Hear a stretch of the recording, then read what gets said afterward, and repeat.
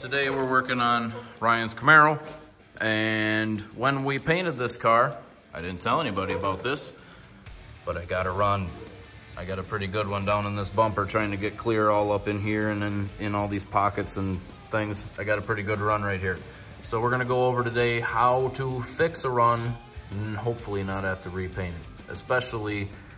I especially don't want to repaint this because it is a candy and that would be a lot of work. So the first thing I'm gonna do is to actually put glaze on this. And why I'm gonna do that is because when you burn through trying to sand out a run, you don't burn through on the run. You burn through around the run because your block may be riding over things and you're sanding out here, not where your run is. And it's very critical to use a hard block if you're trying to get a run out.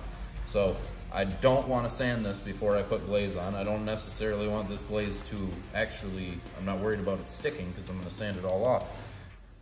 But we're going to put a nice tight little coat of glaze in here. And you can actually see where the peaks of the run is. So I'm gonna what this is gonna do is be a barrier between this clear that is not a run and the runs. So when I start blocking this, I'll be sanding filler and the run and not the clear. I'm trying to just carve this run down to the level of the clear around it. Really not trying to sand the clear around it. So that's why we do this. This is a barrier between the clear that is high and the clear that is not high. So with this run, I put the glaze on there. It's been drying for a while. We're gonna start wet sanding this. Same process. I've got water with a little bit of soap in it, but I'm using the little block, hard side of the little block.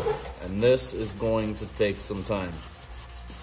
This is you have to be very patient with this whole process of sanding a run out, especially where I have it. I've got it kind of down in this groove, and it's gonna be pretty difficult to do this, actually.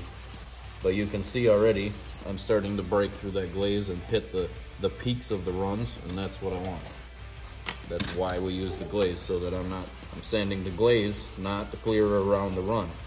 And as we get closer to having this all sanded off, I'm starting with 600 here, and we'll go to 800. Once we get a little closer to having this out, we'll go to 800, and then once we're done with the glaze, once the glaze is all gone, I'll go to 1,000, and then we'll DA it from there like we're gonna do on the rest of the car.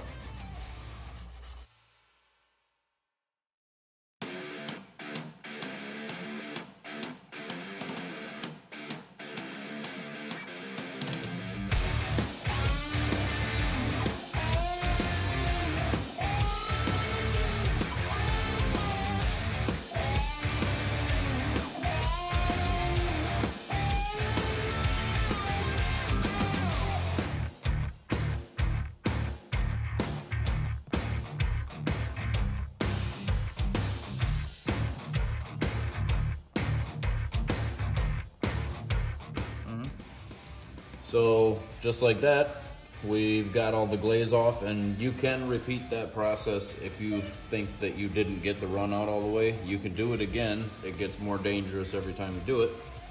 But now when we wipe this out, no more run.